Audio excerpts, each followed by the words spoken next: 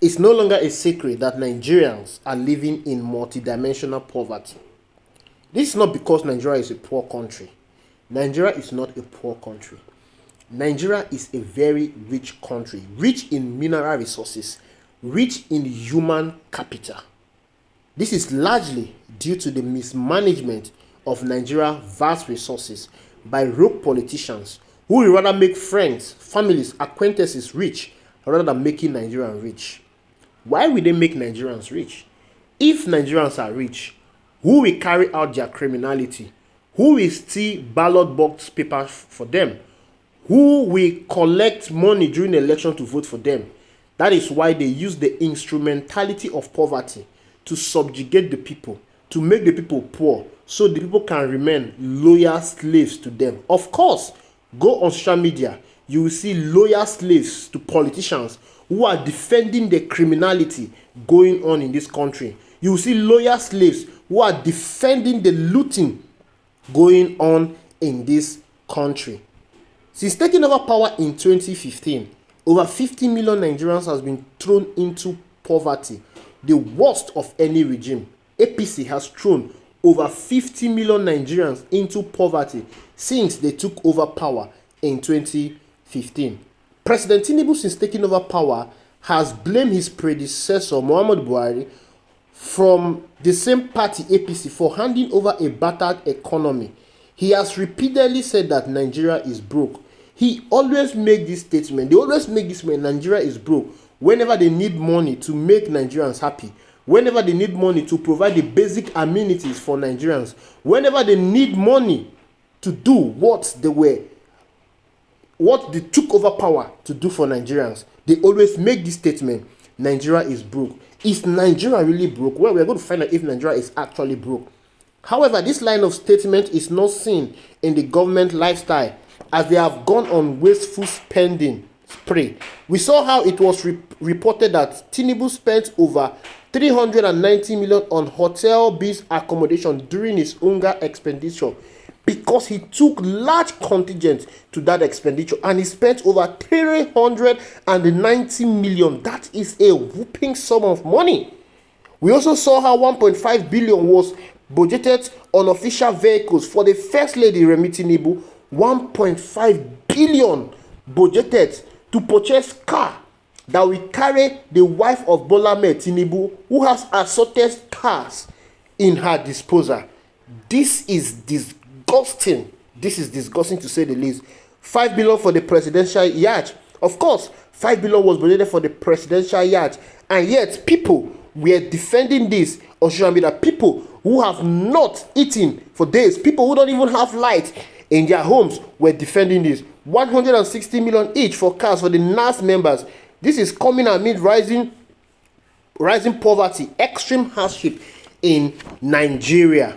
You might have thought that this outrage on this wasteful spending is over. Hold on, Tinubu is your president. Of course, Tinubu is your president. When you have someone like Tinubu with large contingent, with large acquaintance, with large families who depend on the government to make his money, you will never ever think that this wasteful spending will be over, because this is the least we have seen. More is coming. Tinubu has large contingents to please. Why you sacrifice your scarce resources via oil subsidy and taxes? Tinubu government is spending 880 million to fly 1,411 delegates to the climate change conference taking place in Dubai. You heard that right. 880 million to fly 1,411 delegates. And most of you who are on social media defending the illegality that this government is engaging in, you are not among the 1,411 delegates that are going to Dubai. You are not among them. This is crazy. 880 million.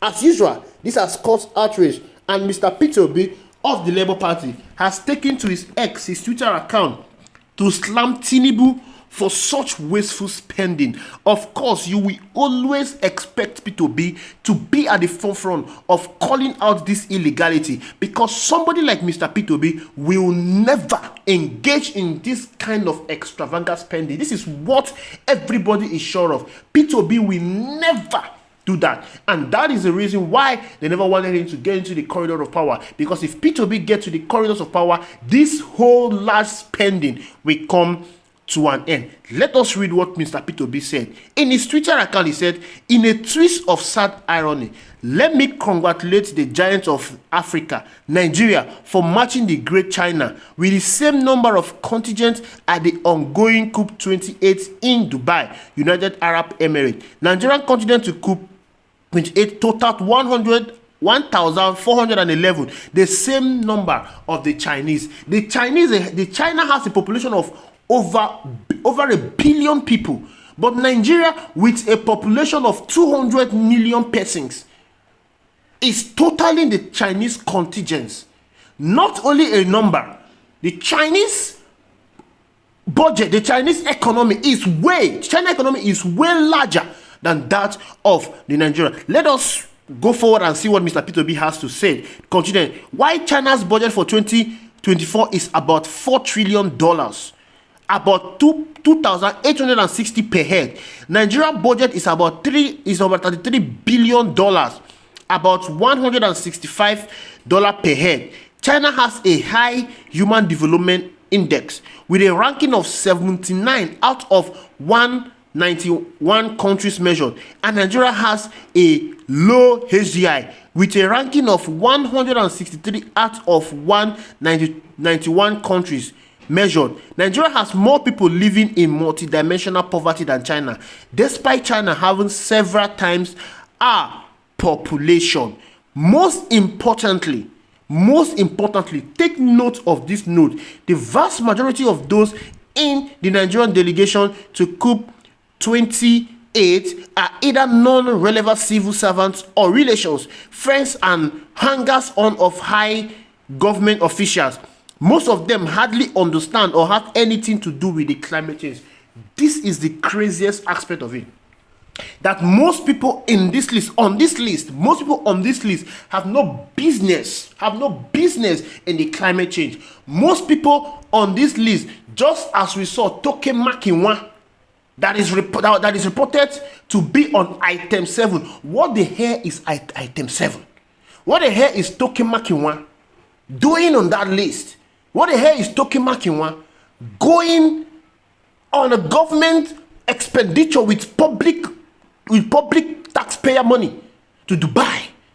What the hell is she doing there? Why Nigerians are living in poverty, but the government is bent on spending the so-called scarce resources that they said they inherited from President Muhammadu Buhari. This is huge contingent. This huge contingent is at a public expense at a time when most Nigerians can hardly afford food and basic needs as a result of economic hardship. I pray honestly that a day will come soon enough when we can focus on competing with China on productivity and the miracle of migrating the highest number of citizens out of poverty over a relatively short time.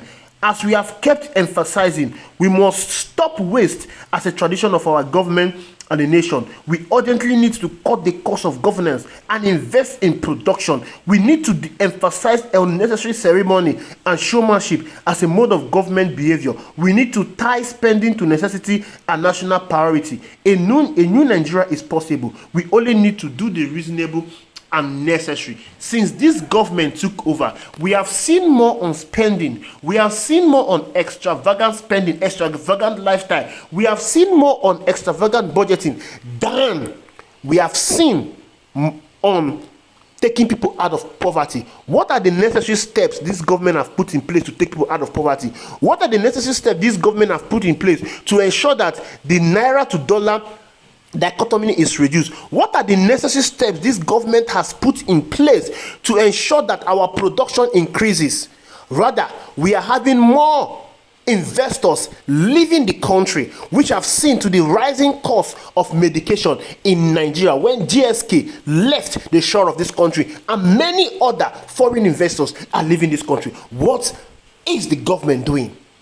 to ensure that things are done necessarily, but rather they are engaged in wasteful spending. This is not the Nigeria you and I dream of. This is not the Nigeria you and I will be proud of. This is not the Nigeria that we all wanted. And to crown it all, we are asking, where is PDP in all of this? Where is Atiku Abubakar in all of this? They've gone into hiding as usual. This is the opposition that they gave to APC for 8 years until the Labour Party came on board, until the Obedient Movement came on board. Where is the PDP in all of this? Nigerians, this is happening in our eyes. And the truth about this is that nobody is going to stop this. The only people that can stop this is you and I. We must not give up because our future is being sabotaged for the benefit of few friends, families, and acquaintances. Thank you for watching. Ensure you like this video, subscribe, and drop your comment reaction in the comment box. Nowhere in the world you see somebody who is supposed to be a custodian of the law breaking the law consistently, except in this country. Because he makes sure he jumps the queue if other people are queuing. He makes sure he does everything that is wrong. So for me, doing that was the most critical thing. Let me plead with all of you this night. Whenever people talk about you, all of you are being to good schools. I always have friends like you who tell me about Singapore and this and that. And what I tell them that if you go to Singapore, and that's the only example I'll use, the best people are in government. The best brain is in government. I plead with all of you, as you enjoy and do whatever you do in your good office and everything, please do not leave governance to the least in the society.